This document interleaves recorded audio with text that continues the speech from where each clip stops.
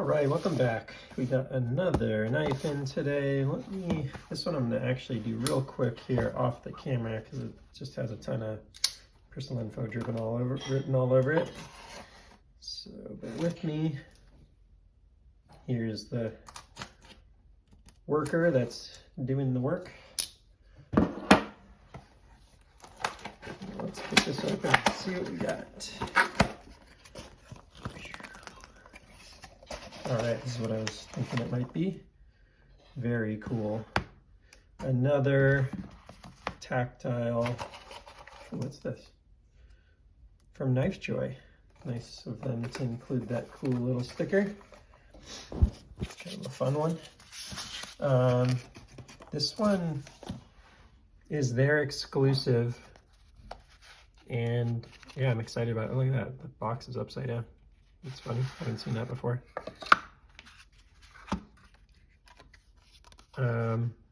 It is the dragon scale version, which I really am excited about. That's funny. The knife is upside down in there too. Normally they come with the clip up. So that's interesting. Seems like maybe someone at Knifejoy processed it or something along those lines. Really like this this design. Very cool. I just, you may have seen, did a video on the frag pattern one. For those of you that aren't as familiar with these, I'll also show the original and a couple other versions that I have here. So here's the original with the really tight lined titanium. And then what else do we have here? Here is the limited edition, but available from numerous different sellers. Golf ball print. And then here is one that vying for my favorite, but kind of competing directly with this one actually, because I think they're really similar. This is another Magna Cut, 61 Rockwall hardness. They're all coming in the same there, but the frag pattern, they're kind of similar, just almost like pointed in different directions. And then the frag pattern goes all the way to the edges, whereas that one doesn't. So let's get this in here as well.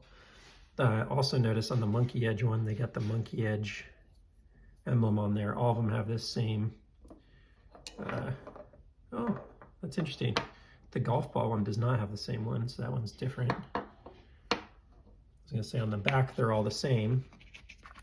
And what's interesting on this one is that it doesn't have like any sort of custom pivot bearing hardware, whereas this one does and that one does. So let's do them in this order. Original, limited edition, but pretty much readily available at any of the Tactile knife distributors or sellers. Here is the frag pattern for Monkey Edge. So if you go to Monkey Edge, they sell that one on their website, which I think is one of the coolest ones. It feels really nice in the hand, and it's just a really cool look to me. So definitely love that one. Boom. And then here is the Knifejoy version. So let's get this guy out of here. You know, Tactile Knife Co., made in the US, a spin-off of the Tactile Turn company that makes the pen. This is my go-to. I actually have the Damascus bolt too. I haven't installed it yet, but you know, these two kind of are matching design, although this is much thinner. Kind of hear the difference. A much thinner pattern on the pen itself versus on the knife. Let's leave this up in here. Let's get the knife out for or the pen out for this one as well. So yeah, they're just doing really cool stuff. And I thought this Knifejoy one, there's a few out there that I don't love, and I don't currently at least have any of the anodized versions, but there are some anodized versions also. Another one, perfectly sharp from the factory. I've talked about it a few times. The tolerance and the manufacturing quality from Tactile is just on a different level. If you don't know why, from their pen business, let me see, this one's just brand new out of box and it's super cold right now, so it needs to be opened a few times. Have a manufacturing process that's just on a different level from other knife companies with 2 to 3 times tighter tolerances. So I can't remember what the exact, hundreds or thousands of a centimeter tolerance it is that they can build on. But you can tell from everything from the way that they make their own parts in-house, so they're 98% in-house, including the hardware. Take a look at the way they do the thumb studs and stuff. And the tight tolerances let them, make a knife that is amazingly tight there, but amazingly smooth on closure, even just, that's right out of the box, right? Now here's the one that I've had the longest. It's the most worked in and stuff. Of course, my own hands are kind of cold because I'm just coming in from outside, so I'm a little uncoordinated right now, but take a look at this. It's very smooth there. Look at the monkey edge. This is the one I've only had for a little bit of time, but it's already proven to be super smooth. Yeah, and I'm just really impressed with these. There's something nostalgic about these for me. I'm gonna grab something really quickly to show you why. So let me run out of the screen, and sorry for the 1 minute delay, I'll be right back.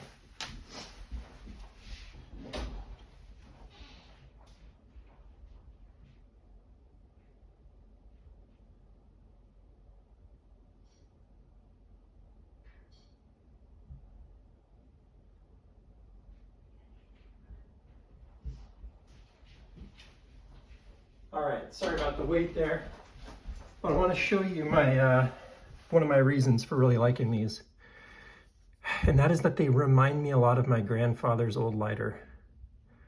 This is something that was handed down to me, has his initials on the top there, and the shape and feel and design just reminds me a lot of that.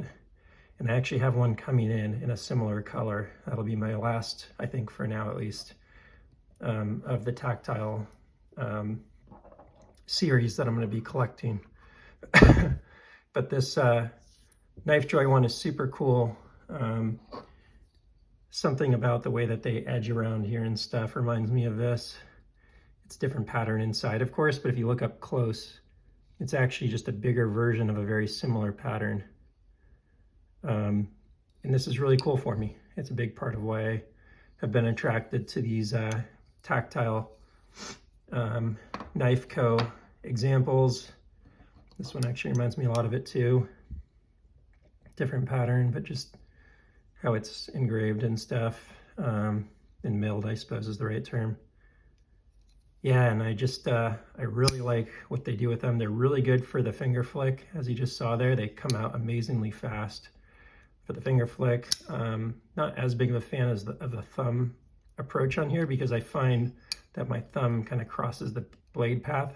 It's very hard for me to do it with just a thumb, so I use my thumbnail and it feels like it flicks in front of the blade path a lot, and I haven't actually gotten myself, but it feels like I could, whereas the finger flick really feels like it goes out of the blade path and just is much safer for me personally, just the way my hands are built. I think for smaller hands, these things would be really great for a decent sized hand with kind of skinny, non-agile fingers like I have. They're not the most functional in terms of like deployment, but they're beautiful and absolutely in a league of their own in a lot of ways to me. They're definitely comparable with a lot of other knives, and I've compared them to other knives on here. And just for those of you that aren't familiar, this would be a size comparison with a Bug Out Mini.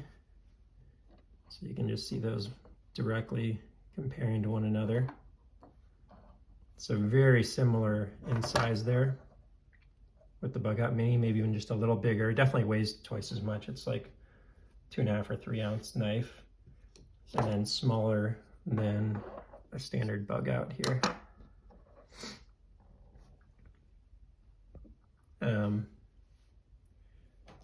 When I think of like a Demco, I think of this as being a much more functional, usable daily driver kind of knife. That's similar and even in price. This is, with this particular finish, is a 375 MSRP as of the time of this video. You can get it flat titanium for $315. These go for $300 to $330, $350 even on if you get some models, but I haven't bought one of those.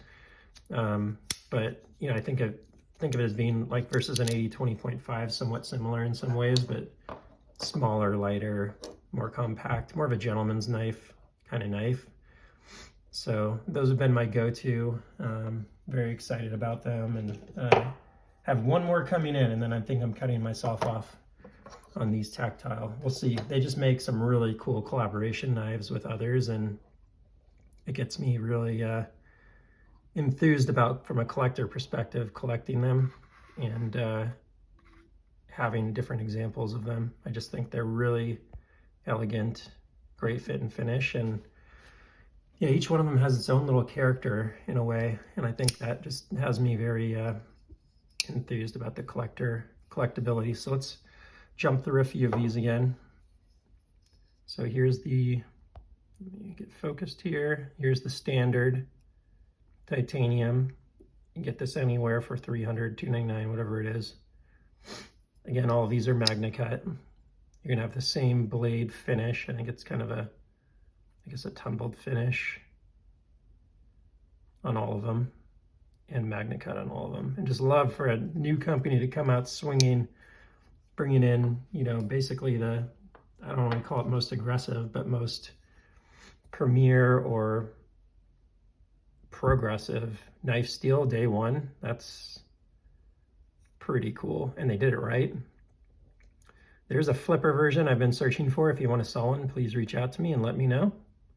I would definitely like to buy the original flipper version. I think it's in XHP, is it? XTHP? I can't remember the name of that blade steel off the top of my head, but they do have, I think, some Thumbstud versions in a 20 CV2, and I'm really just looking for that flipper version, which I think would be really cool with this format with a liner lock. I really like a flipper with a liner lock. Don't like a flipper with a frame lock personally, because I think they compete with one another on how you're trying to handle a knife, especially in this size. Frame lock would be a disaster. So really like that kind of inset liner lock that they have here. Monkey edge frag pattern version. And then a quick up close on this new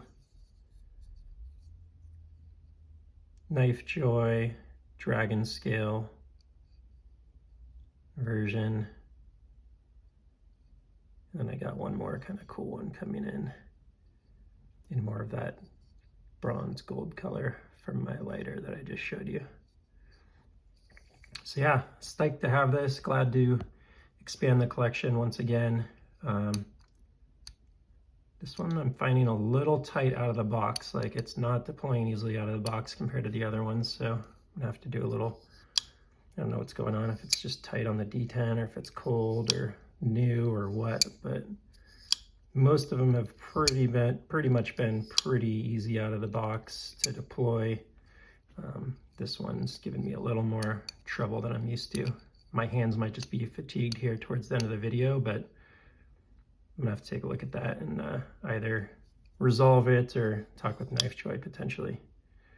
You know, it did come looking like it had been repacked, so this could even be a return that someone had strong detent issue on or something like that, and then returned it, and then they just resold it.